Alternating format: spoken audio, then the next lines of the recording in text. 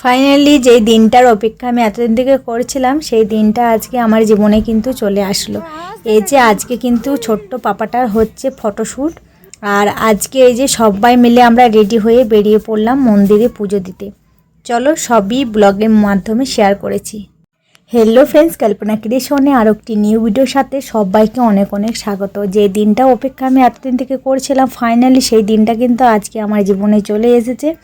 তো চলো আজকে ব্লগের শুরুতে আপনাদের সাথে এই যে শেয়ার করছি, আজকে কিন্তু থেকে হচ্ছে আমাদের বাড়িতে তোড়ঝোড় কিন্তু লেগে পড়েছে। অন্নপ্রাশনের একদিন আগে থেকে দেখুন আমরা কিন্তু এই যে ড্রামগুলো দিয়ে গেছিলো, ড্রামগুলোতে জল ভরাভরি কমপ্লিট করছি। তারপরে হচ্ছে উঠোন বাড়ি সমস্ত কিছু ধুয়ে আরে পরিষ্কার পরিচ্ছন্ন করে রাখছি।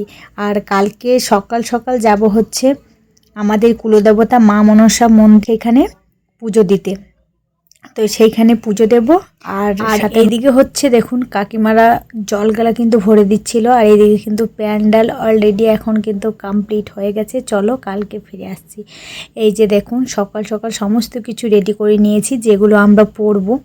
এই যে আমি কিন্তু একটা রেড কালারের শাড়ি পরে নিয়েছি, আর একটু একটু হালকা টালকা টাচ আপ করলাম, যেহেতু কয়েকটা ফটোশ্যুট করব আজকে।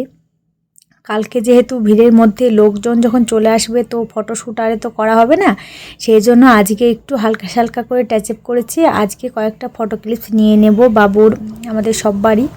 তো কালকে যদি তোলা হয়তো ভালো, নয়তো নয়, কেন লোকের ভিড়ে আমার যতদূর সম্ভব লোকের ভিড়ে ভালো করে ফটোশ্যুট কিন্তু করা হয় না, সেই জন্য একদিন আগে থেকেই করে নেব। চলো সকাল সকাল কিন্তু উঠে পড়েছিলাম। তারপরে এই যে এখন কিন্তু আমরা সবাই কিন্তু রেডি হয়ে নিয়েছি, আর আমার দুই ছেলেকে পরিয়েছিলাম রেড কালারের কুর্তা পায়জামা, আর হচ্ছে আমি কিন্তু রেড কালার শাড়ি, কিন্তু হাজব্যান্ড একটু অন্যরকম সেজেছিল।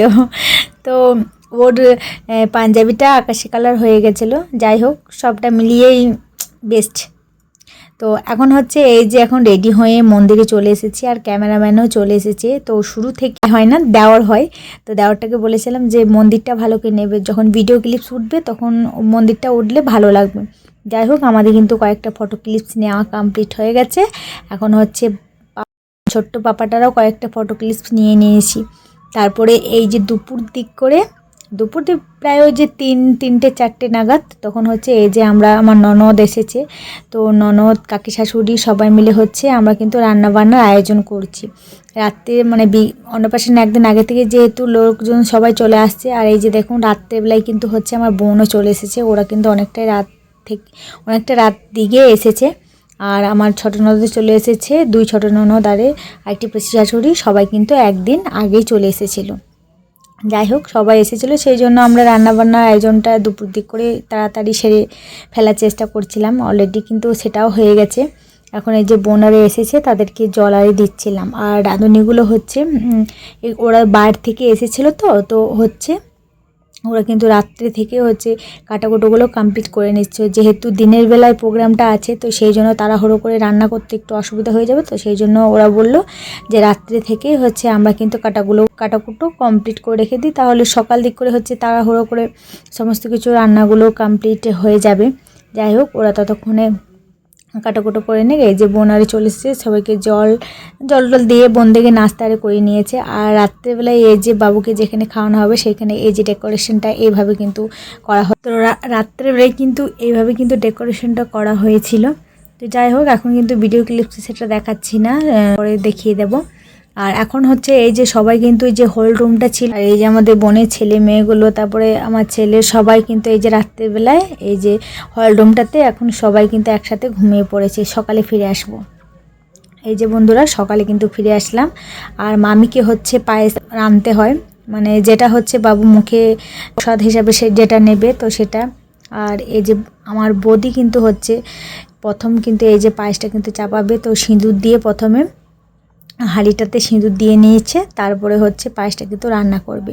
সবার ক্ষেত্রে এই নিয়মটা আছে কিনা জানি না, কিন্তু আমাদের নিয়মে এটা আছে, মামিকে কিন্তু রান্না করতে হয়, সেটাই হচ্ছে বাবুর মুখে প্রথমে প্রসাদ হিসাবে দেওয়া হয়। তো চলো ততক্ষণে হচ্ছে কিন্তু এই যে রান্নাটা এখন চাপিয়ে নিচ্ছে। আর এইখানে যে বৌদি পায়েসটা রান্না করছে, তো সেটাকে আমি বৌদিকে বলেছিলাম যে অল্প পরিমাণে রান্না করবে, কেন বাবুর জন্য আলাদা করে পায়েস কিন্তু যে রাঁধুনিরা রান্না করবে সেখানে কিন্তু করা হবে। তো সেই জন্য বৌদিকে বলেছিলাম অল্প রান্না করতে, যেটা বাবুকে মুখে দেব। তো সেই জন্য বৌদি আমার কথা মতোই অল্প রান্না করলো। আর এদিকে হচ্ছে মিক্সার গ্রাইন্ডারে রাঁধুনিরা যে সমস্ত কাজবাজগুলো করছিল সেগুলো হালকা ক্লিপসের মাধ্যমে আপনাদের সাথে শেয়ার করলাম। বেলুনে গেট হবে, সেই জন্য বেলুনগুলো এখন ফুলানো হচ্ছে। তো ফ্রেন্ডস, একটু পরেই হচ্ছে আমরা রেডি হয়ে আসব, বাবুর গায়ে হলুদ হবে। তো সব ভিডিওগুলো কিন্তু নেক্সট ভিডিওতে শেয়ার করব। ভিডিওটা অনেক বড় হয়ে যাবে, তাই এই ভিডিওটা আর শেয়ার করছি না। তো ফ্রেন্ডস, দেখা হবে নিউ একটা নেক্সট ব্লগের সাথে। এখনকার মতন টাটা।